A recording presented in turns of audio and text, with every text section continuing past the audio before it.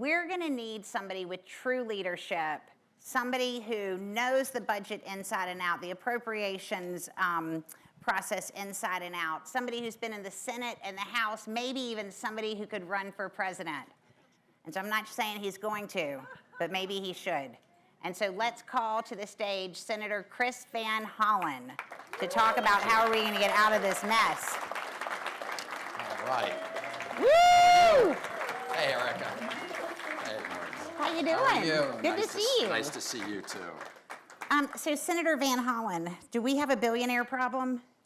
We do, and can I just start by thanking you, Erica, Maurice Pearl, and all of the patriotic millionaires for what you're doing to help protect our democracy. Because at the end of the day, this is about our democracy and making sure that we have a country where our economy works for everybody, and those are linked. So yes, the short answer is yes, we do. And it's for a couple reasons. One is the incredible concentration of power that comes with that in terms of politics and the economy. And when you're talking about billionaires and a very concentrated focus of wealth, you're talking about people who want to make sure that the rules work for them, even if that happens at the expense of everybody else.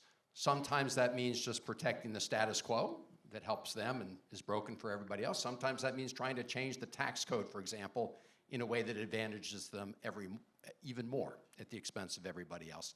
And the second thing I would say is that as those rigged rules stay in place and you see a continued hollowing out of the middle class, you lose the social contract in America. I mean, the social contract is premised on the idea that if you work hard and play by the rules, you can have a good standard of living. You can raise your kids, get them the education they want, have a house, and have a decent retirement, that you're not living with a sense of economic insecurity or just paycheck to paycheck. And unfortunately, that is no longer the bargain that many people feel is in reach with them. So yes, I think we have a billionaire problem, concentrated wealth problem, and a huge disparity in wealth and income problem.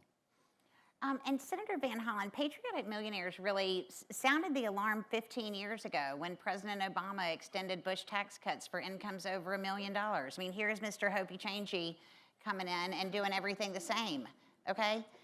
And then we also have a situation where Bill Clinton implemented NAFTA. You look at an overlay of where MAGA is the strongest and where NAFTA decimated communities. I mean, are we going to thank Bill Clinton for that? Wall Street deregulation, NAFTA, welfare reform. Your party has not shown the dedication that we would like to see, and we're confused by it. I mean, we have been sounding the alarm for 15 years. And so what's happening inside people's brains? Do they not see the crisis that we see?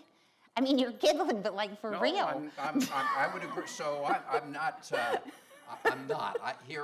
I do want to say at the outset that, I mean, if you look at the Trump billionaire cabinet, they are rigging the rules every day for billionaires. That said, I agree with what you just said.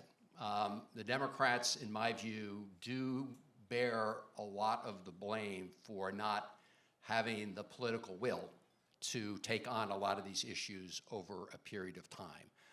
I wasn't around for NAFTA, but I remember the debates during the Obama administration on the tax increase. We came to an end of a sort of Republican tax cut, and I remember being in the room because I was on the House at that time and in leadership, and I strongly opposed their plans to allow those tax cuts just to expire rather than those tax breaks to expire, to continue. I was opposed to that. So look, I think that it has been a matter of political will, and it goes to your earlier question, which is that there are a lot of powerful big money special interests that continue to fight for the status quo and to rig the rules of the game the way they want.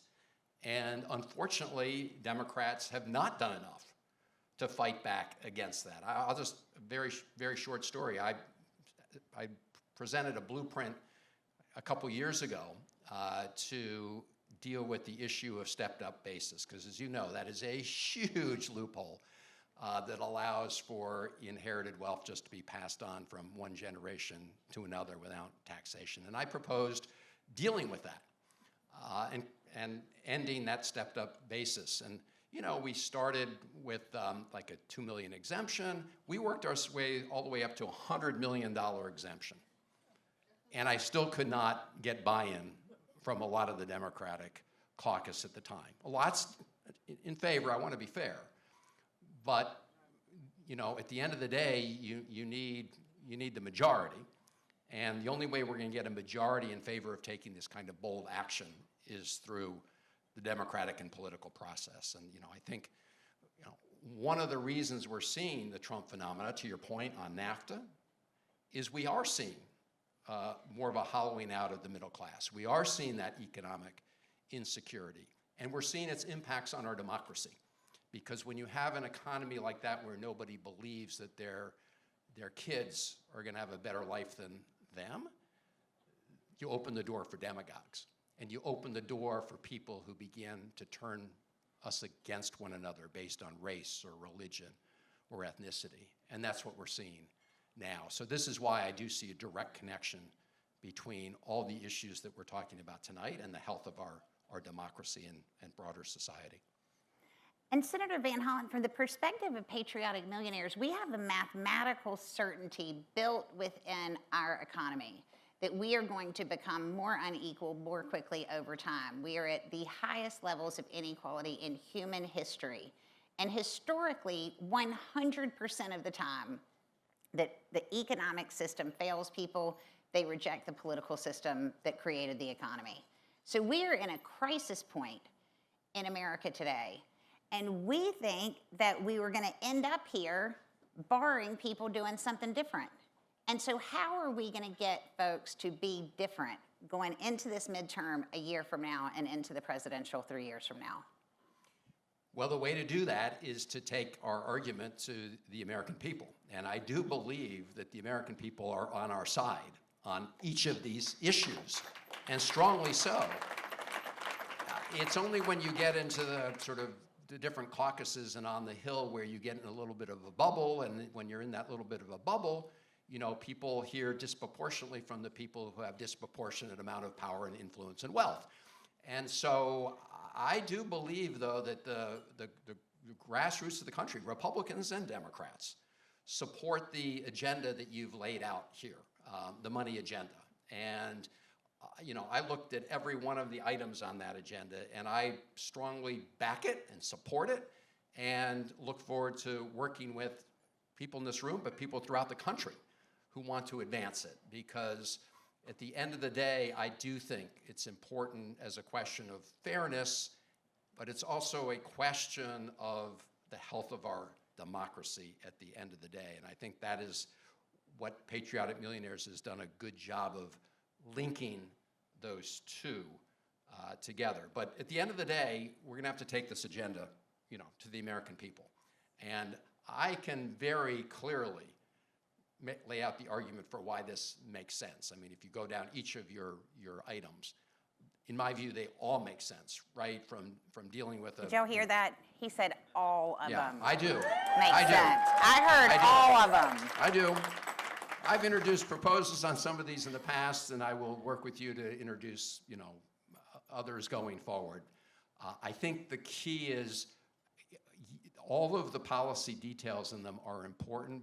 The bigger thing, though, is that overall message. And the overall message, I think, is one where, as I've said for a long time, and this sort of sums up at least a lot of the tax proposals, is that you should not have a tax system that essentially rewards people who make money off of money and penalizes people who make money off of labor and hard work. And that is the fundamental issue here, and so many of your proposals are around that fundamental idea. Well, and there was a moment in the Kamala Harris campaign where there was a headline in the New York Times and it said, "Billionaires quietly press Harris on tax reform." And 4 days later, she gave a speech in Pennsylvania walking back Biden's promise to equalize ordinary income and capital gains over $1 million. And so I looked at that day and I thought, you know what, it doesn't matter if she wins or loses because we're going to end up in exactly the same place. It's not to say that, of course, it would be better if she had won, but we're on a never-ending trajectory to exactly the same place. And this built-in differentiation between capital gains and ordinary income, their money versus your sweat, this is the original sin. How do we get people out of this mythology that you should give a half-off coupon to the investor class? Well, I think you laid it out well, and I do think that it resonates very strongly politically if we make the case, because it does seem to make perfect sense to say that, you know, if somebody who's making money off of money and accumulating wealth over a period of time should not have a tax advantage over somebody who's working day to day for a paycheck. I do strongly support other proposals that have introduced legislation to try to promote more employee-owned businesses, because I also think it's a good thing when an employee earns a paycheck, but also has a stake in the success of the business and enjoys the awards of that. So I've introduced legislation to do that as well. But I think that fundamentally we need to change the tax code in a way that provides more tax relief to people who are just going paycheck to paycheck and just scraping by at the standard, you know, the most basic standard of living. And at the same time, pay for the investments that we need to make for everybody else in America to be successful, whether it's investments in education, whether it's investments in making childcare more affordable. There are lots of investments that we need to make to realize, you know, what we say we want to do, which is have an economy that works for everybody. But to do that, we need to make these changes. And so the federal government under Donald Trump taxes people when they make $16,000 a year. You need $45,000 to live, according to MIT. So we are taxing people into poverty. Do you think that we should start there to make a bold change and force politicians to pick between their working and middle class people and their donor class?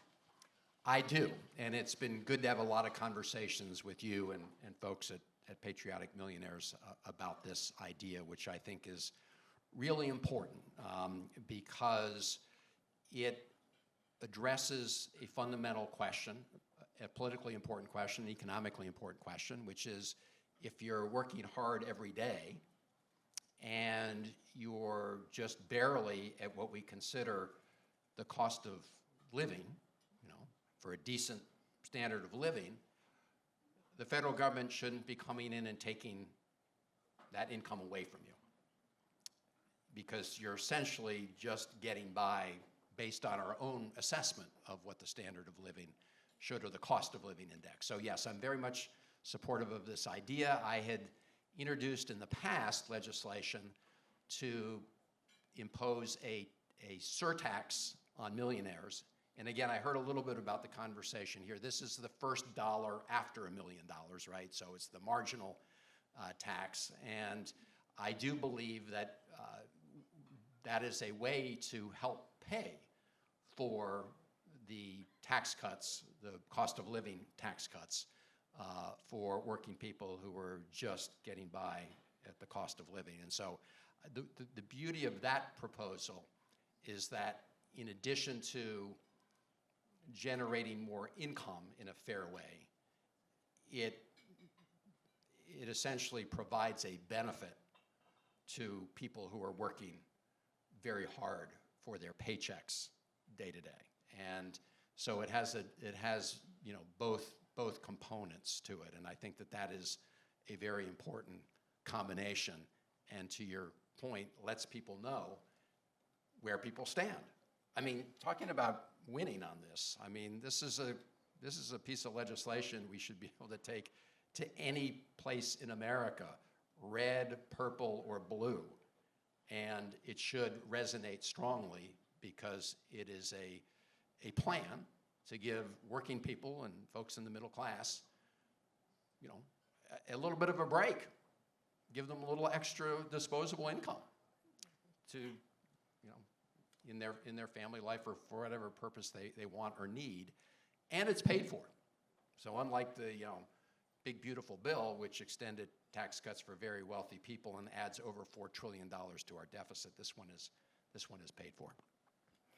And Senator Van Hollen, you were you ran the DCCC, you ran the DSCC, you've worked with tons of candidates who are having to run and talk to all kinds of different voters all over the place. Can they win on this kind of message? Yes, yes, and yes. They can win. They can definitely win. And I really believe that, you know, with your help, and again, help of people all over the country and communities all over the country, we just have to make it very clear what we're fighting for. Because all the folks that have an entrenched interest in the status quo, of course, are going to spend tens of millions of dollars to mislead people. You know, and the fact is, this was a problem before Citizens United, but Citizens United made it even worse, because now you have people who can just spend literally billions of dollars to, you know, try to elect people who will protect the status quo and protect their interests. But at the end of the day, proposals like this are very popular. It's just a question of overcoming all the misinformation. And believe me, and you know, I mean, there's a lot of, you know, we talked at the beginning about why billionaires are a problem. It's because they use their accumulated and concentrated money and power to try to reinforce the status quo or whatever works for them. And so, believe me, they will come out against this strongly, and we need to fight hard. But I do believe at the end of the day, it's a very strong winning argument. And just two more questions. One is, you're looking at a room full of donors, and there are probably 100 different organizations represented in this room. What can the people here do to advance the money agenda and to grab the Democratic Party and turn them in the right direction? What can we do? So I think what you can do is, number one, use all your persuasive powers and resources to, number one, put out the arguments in favor of this agenda. Number two, support all the organizations who are doing such good work in this area, in addition to patriotic millionaires, who can go out and knock on doors and really, you know, let people know directly why this is a good proposal. Because at the end of the day, this is going to require breaking through all the noise out there, and we know how hard that is these days, and to punch through with the simple messages that why this is a good bargain for the American people. And so I do think supporting that whole ecosystem can be very, very important. Then, of course, on Capitol Hill, you've got, you believe me, you've got all the sort of entrenched interest and very big money interests that hire armies of lobbyists to make their case. And so all of you as sort of citizen lobbyists, we need you to be engaged as well with your members of Congress. So I would say both the inside game and the outside game is where you can be very, very helpful. But you do need both. The only way ultimately, in my experience, is you're going to change people's calculus, you know, in terms of being bold and instead of just talking about these things, actually taking action, is if they're persuaded that their constituents care about this issue. And that is why that outside mobilization piece is so important. So you've got to help neutralize the sort of big money lobbyists on the inside by showing up and talking to your members of Congress and House and Senate, but you also, we do need to help. The grassroots is there for us. This is not like artificial turf I'm talking about. These are organizations that are out there that really want to mobilize for important causes like this. I mean, I joined 7 million Americans for No King's Day. people are mad, and for good reason, but that moment also gave me great hope that the antibodies to save our democracy were, of course, the American people, right, out there. And so that is, and what happened in the last election in 2025, just about, 12 days ago or so, that was really important. That was a strong statement that people are not buying what Donald Trump is selling. But what I've always said is that it's not enough to show just what we're against. We got to be in the fight, and even fiercer, in my view, to protect our Constitution, our democracy. But it is so scary to think that Donald Trump in the last presidential election was perceived as the candidate of change, was perceived as the guy who was going to take on the status quo that we're talking about. Because I think people wanted change, and they saw him as the change agent, when in fact, as we know, he's just surrounded himself, with his billionaire cabinet, and everything he does advances the very wealthy. But the American people did not trust the Democrats to take on the status quo. And it's because we have failed to deliver on some of these big issues.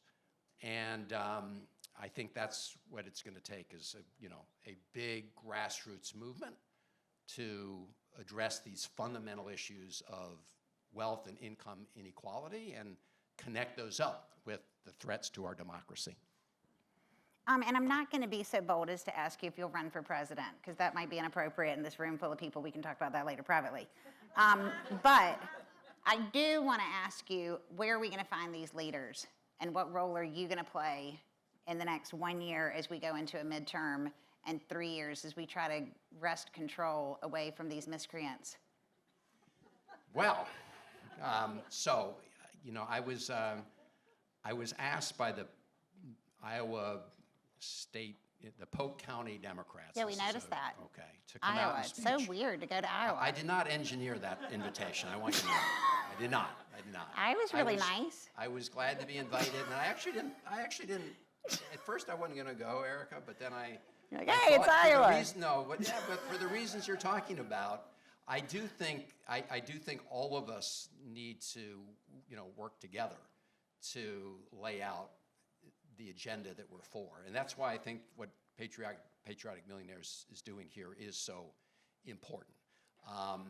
And I went because I do want to play a big role in terms of the future of the Democratic Party, because I do think, and you cited some of the things that happened back in the past where we just did not step up and take on, some of these entrenched special interests. I will say, some of us have been fighting for this a long time, but we've never had the critical mass to punch through. If you look at proposals over the years, I do think this is a moment where the country is hungry for a change in the status quo, and not the kind of change in the status quo that Donald Trump has brought us, which is a kleptocracy and an oligarchy. They don't want that. But the fact they were willing to risk their future in the last presidential election in that way tells us the amount of work we need to do and how we need to regain the confidence of the American people. So I do plan to be very engaged, both in the Senate, but also around the country, on laying out these issues. And the agenda that you're putting forward is a critical piece of that. I will say the other pieces go to the affordability side. Affordability has two sides to the coin, as you know. One is income, and making sure you have the disposable income. Of course, the other is costs, right? And so if costs are going up faster than your income, you're underwater. So I do think there are a lot of things we should be doing on that front. I've proposed a polluters pay bill, because my view is, those who have profited the most from, wreaking climate change should be asked to pay more to address all of the damage being done. Taxpayers shouldn't have to pick up the bill. When it comes to data centers to help feed big AI, I'm all for big AI. I'm not getting into the question of all the pros and cons, but I'm for the United States being a leader here. But ratepayers in the state of Maryland, electricity ratepayers should not be the ones footing the bill to build the data center for one of the richest corporations, or a handful of the richest corporations in the universe. So I'm for building them, but it's got to be pay as you go, and we need to figure that out. So those are the kind of things, both on the cost side, and your proposal on the making sure that we have a livable wage is a really important piece of on the income side of that equation as well. So I do think that the package of bills you put together is really important. I heard you say you want them to be ready by 2029, or some of them. We got some work to do. But we want to be ready with some of them in 2025 and 2026. All right? All right, well, we're here to help you punch through. So thank you so much. We appreciate your leadership. Thank you. Very much. Thank you. And All thank right. you all. Thank you. Big hand. Thank you. Thank you for you, your Senator. book. Oh, yes, yes. She didn't tell me to plug her book, but I would play it. It's a very good book. All right.